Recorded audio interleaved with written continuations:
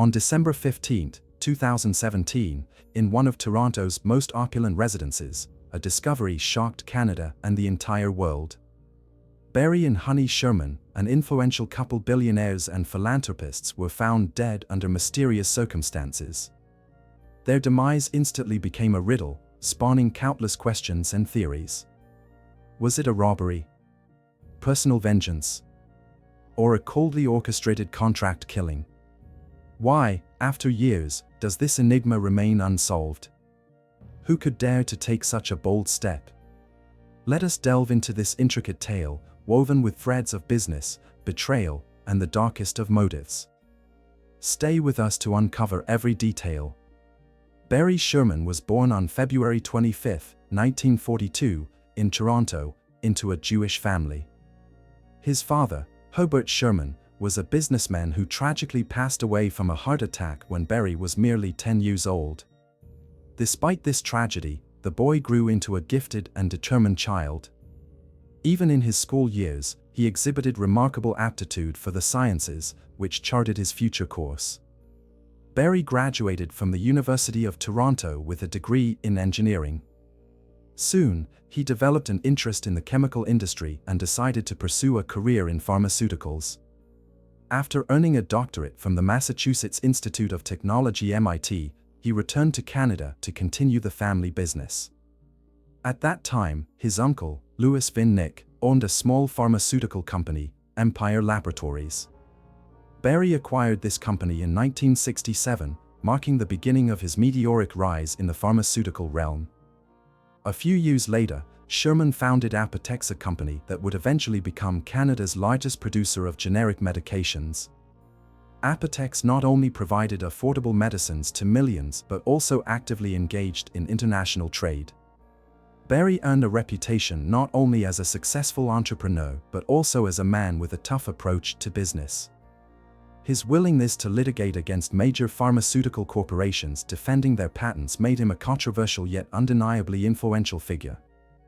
Honey Sherman, born Hannah Swidler in 1947 in Welland, Ontario, grew up in a modest family but was ambitious from a young age, dreaming of greater things. She met Barry during their studies, and their union proved to be strong both personally and professionally. After their marriage, she not only supported her husband in his endeavors but also became actively involved in philanthropy. Together, Barry and Honey Sherman emerged as a powerful couple in Canada. Honey led numerous philanthropic initiatives aimed at supporting the Jewish community, funding hospitals, and assisting the underprivileged. She was known for her warm demeanor and always sought to personally engage in the projects she helped finance. The Shermans own a luxurious home in an elite Toronto neighborhood.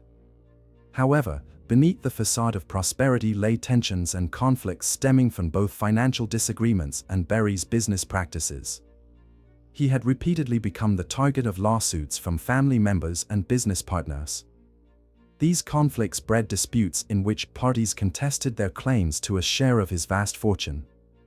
Despite this, the Shermans continued to live what appeared to be an idyllic life, blending wealth, influence, and generosity.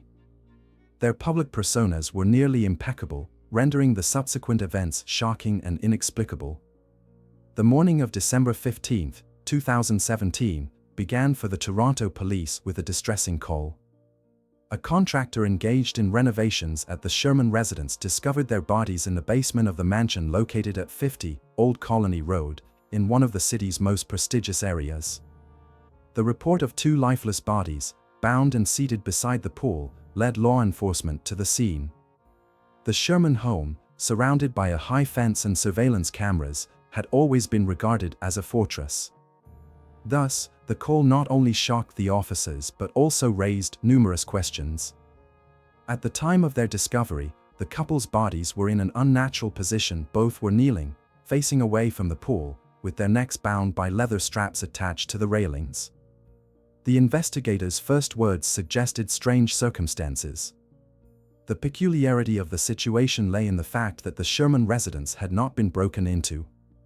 No signs of forced entry, shattered windows, or broken doors were found. The alarm system had been disabled. This immediately prompted the hypothesis that the perpetrator or perpetrators might have been familiar with the family. The question of who could enter the mansion unimpeded became central to the investigation. News of Barry and Honey's demise quickly spread through the media. Within hours, reporters, neighbors, and family colleagues began to gather outside the home. People were stunned the Shermans seemed untouchable, given their status, connections, and robust security system. Rumors of a possible double suicide emerged, considering the peculiar position of the bodies. However, family and acquaintances swiftly dismissed this theory. The first official police statement contained only a brief confirmation of the discovery of the bodies. Yet, within days, it became known that investigators were considering several scenarios from murder for the sake of robbery to a complex act of revenge. Public opinion oscillated between speculation and shock. The Sherman family also remained vocal. Close relatives of Barry and Honey expressed outrage at the suicide theory, emphasizing that neither had any reason to take such a step. Neighbors interviewed by journalists described the Shermans as reserved yet friendly individuals. Honey was often seen walking around the neighborhood, maintaining amicable relations with neighbors, while Barry rarely appeared in public, preferring to focus on work. Despite their outward reticence, none of those interviewed noticed any signs that the couple might have been in danger. An intriguing detail emerged just weeks before their deaths: the Shermans had put their home up for sale. This sparked new theories. Perhaps the sale process attracted criminals, or the couple was hiding something, seeking to rid themselves of the property. However, the realtor handling the sale assured that the family simply planned to move to a more modern home. Crucial information was provided by forensic experts. The autopsy revealed that both had died from asphyxiation. There were no significant signs of struggle on their bodies, although minor scratches found on their hands and faces suggested possible attempts at resistance.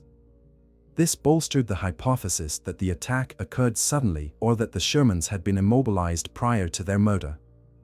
Experts also indicated that death likely occurred a day before the bodies were discovered. Meanwhile, the police began examining the Shermans' surroundings, particularly their business relationships.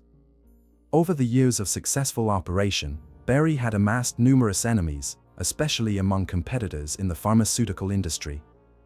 He was known for his aggressive business style, often embroiled in legal disputes. But could corporate rivalries escalate to such a brutal conclusion? This question remained unanswered. Additionally, Barry Sherman's familial conflicts were widely known. Several of his cousins had been embroiled in lawsuits with him for years, demanding a share of the fortune they believed he had stolen from them. However, none of them were under suspicion at the time of the murders. The enigma for the police grew increasingly complex. Was this a premeditated murder? Or a chance occurrence stemming from some internal conflicts? These questions remained to be answered. Following the discovery of the bodies of Barry and Honey Sherman, the Toronto police launched an extensive investigation. However, from the outset, the actions of law enforcement faced criticism. Initially, the investigation leaned towards the theory that either a murder followed by a suicide had occurred, or a double suicide. This hypothesis was based on the absence of visible signs of forced entry, as well as the peculiar position in which the couple's bodies were found. However, the Sherman family's relatives vehemently rejected such a possibility. Friends and family asserted that neither Barry nor Honey had any reason to end their lives in such a manner.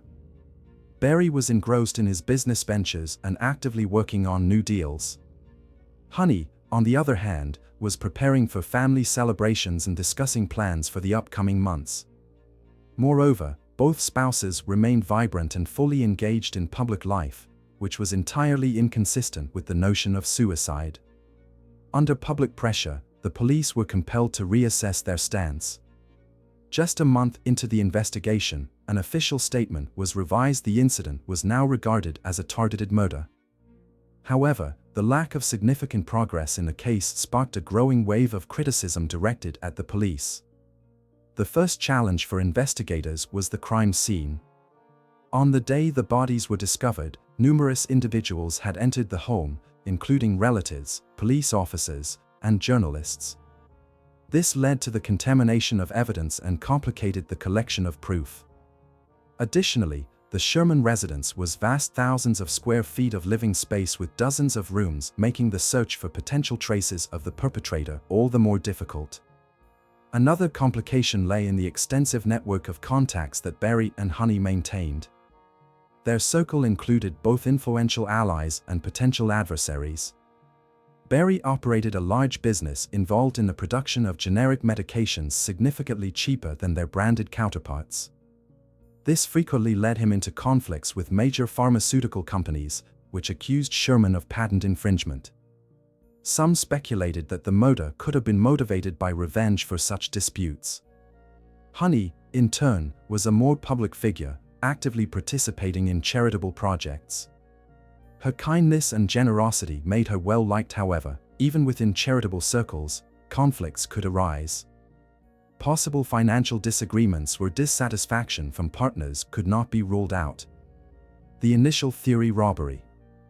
One of the early hypotheses suggested that the crime might have been a random robbery. However, this theory was swiftly dismissed. Firstly, no signs of theft were found in the house. All valuables, including jewelry and cash, remained untouched. Secondly, the high security measures of the mansion made undetected entry nearly impossible. The question of motive. A pivotal aspect of the investigation became the search for motive. Who could wish for the deaths of Berry and Honey Sherman? The investigation considered several possible scenarios. Business disputes. Berry was known for his tough stance in business. He was unafraid of confrontation and had numerous enemies among competitors. The question remained whether any of them could resort to such radical measures. Family conflicts. In the past, Berry had litigated against his relatives, who sought a share in his company, Apotex. Although the cases had been resolved, tension lingered. However, there was no evidence linking these conflicts to the murder. Personal vendetta. There was a possibility that the murder could have been the result of personal revenge or old grievances. Yet, no clear suspects had emerged at this stage. By mid-2018, the case began to stagnate. Despite reviewing a vast amount of material, interviewing dozens of individuals, and analyzing surveillance footage, the investigation made little headway. Police claimed that active work was ongoing, yet they presented no concrete results. Disillusioned with the progress of the investigation, the Sherman family decided to hire private detectives. They were convinced that the murder had been premeditated and that the police were not giving the case the attention it deserved. This decision marked a turning point, as the private investigators soon presented their findings, which raised new questions and intensified pressure on the official investigation. Frustration with the official inquiry compelled the Sherman family to seek assistance from independent experts. Private detectives were hired by a law firm representing the interests of Berry and Honey's relatives. Leading the independent team was Tom Clushy, an experienced criminologist with an impeccable reputation, known for his investigations into complex cases. The team was assembled from the finest specialists in evidence analysis, forensic medicine, and homicide investigation. One of Clushy's team's first tasks was to re-examine the crime scene. Although much of the evidence had already been collected by the police, the independent experts uncovered new details that may have eluded law enforcement. Key findings included: signs of struggle. Private investigators discovered microscopic traces on Berry's skin that could indicate physical resistance. This information was not included in the official police reports. Evidence suggesting a planned crime. Experts noted that the position of the bodies and the method of strangulation indicated a meticulously orchestrated procedure. This contradicted the theory of an impulsive attack. DNA traces. Some items near the crime scene contained traces that, according to Clushy's team, could belong to an outsider. The official investigation had previously overlooked this aspect. Based on the gathered data, the independent detectives proposed a new theory: the murder of Berry and Honey Sherman was meticulously planned, and the perpetrators possessed both physical access to the mansion and detailed knowledge of the couple's daily routine. Experts concluded that the crime bore the hallmarks of professionalism. The killers knew how to enter the house, evade surveillance cameras, and swiftly exit the crime scene. The fact that the alarm system had been disabled heightened suspicions either the Shermans trusted the murderer, or access to the system had been obtained in advance. One of the hypotheses posited that the murderer or murderers could have been an individual from the family's close circle. Friends, business associates, or even employees of Apotexal. These categories became the subject of intense scrutiny by private investigators. The release of independent findings sparked a media frenzy. The Sherman family asserted that the official investigation was not only dragging on but also overlooking crucial details. Press conferences held by the attorneys representing the Shermans resonated as overt criticism of law enforcement's efforts. Police representatives, in turn, declined to comment on the new discoveries, merely stating that all theories are being considered. Particular attention was drawn to the information that independent experts concluded physical force had been applied to Berry, contradicting the police's initial narrative. The question of whether additional signs of struggle were deliberately ignored raised doubts about the professionalism of the authorities. Furthermore, private investigators began examining Berry Sherman's financial dealings. His pharmaceutical business was inextricably linked to legal disputes and significant international transactions. One potential thread of the investigation involved analyzing Apotex contracts from recent years. Possible discontent among partners or competitors could have motivated a contract killing. Special focus was placed on the lawsuits filed against Berry by his relatives. Conflicts over the inheritance of Empire Laboratories began in the 2000s when Berry acquired the company from his uncle. Several of Berry's cousins claimed he had exploited their trust, depriving them of their share in the company. Although the courts repeatedly ruled in Berry's favor, investigators did not dismiss the possibility that these conflicts remained a painful topic for the family. The Clush team also concentrated on analyzing surveillance footage from the vicinity of the mansion. While the police reported a lack of recordings capable of identifying suspects, independent experts managed to recover some deleted data. One video, captured near the Sherman residence on the night of the murder, depicted a figure moving around the mansion's grounds.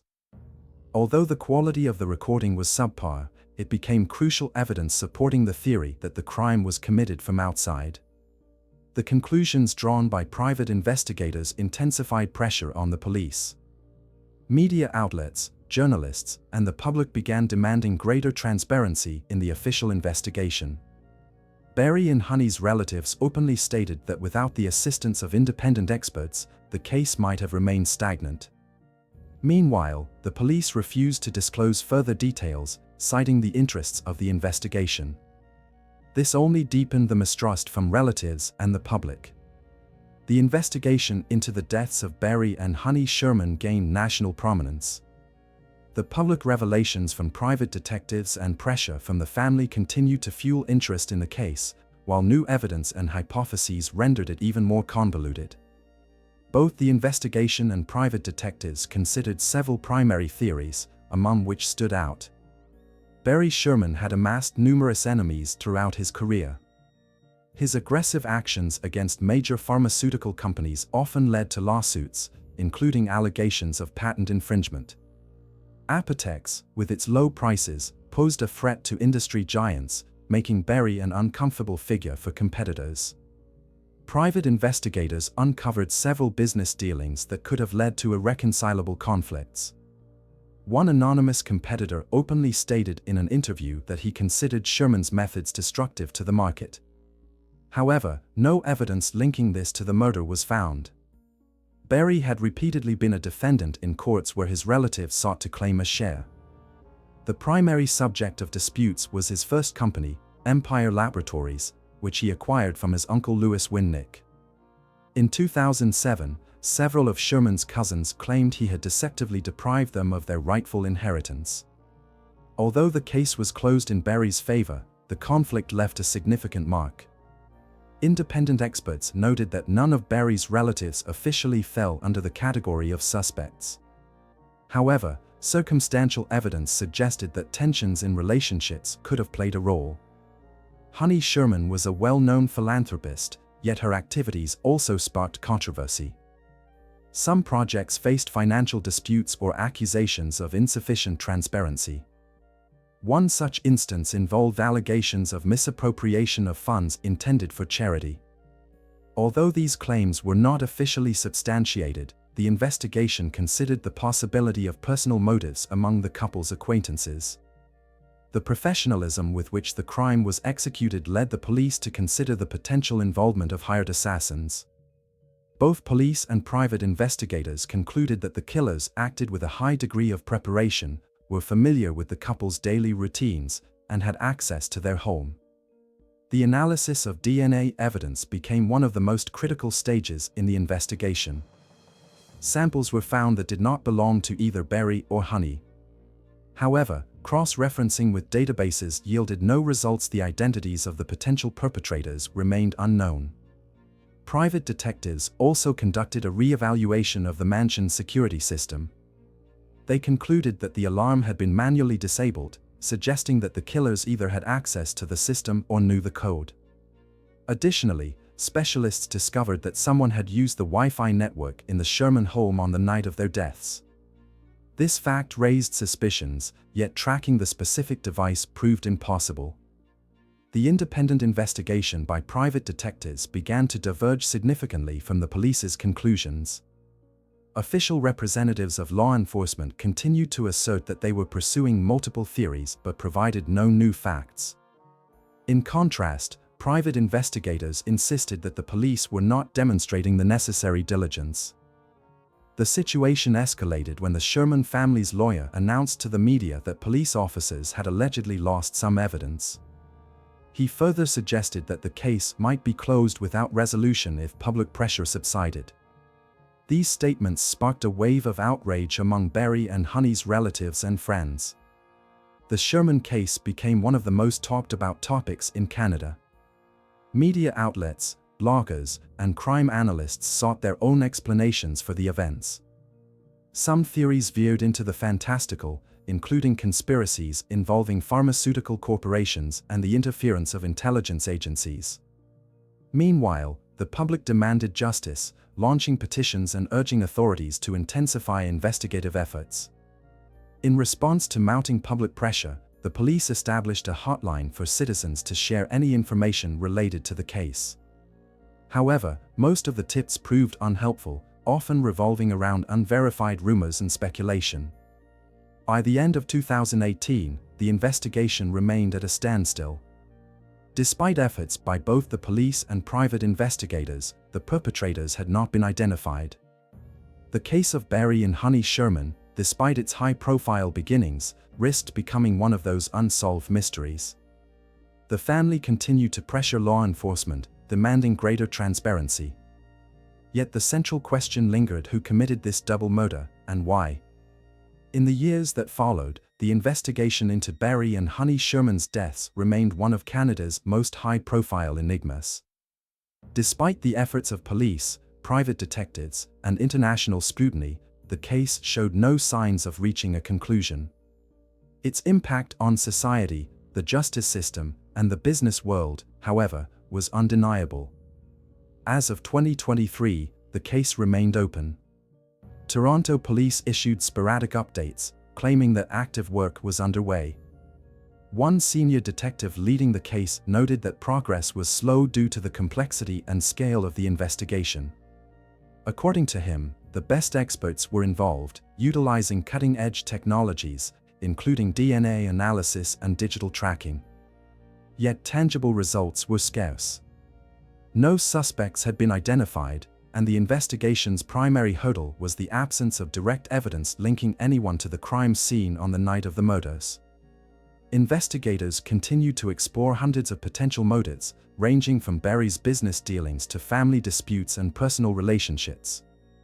A significant development in 2022 was the release of new video footage that police claimed could be crucial to the case.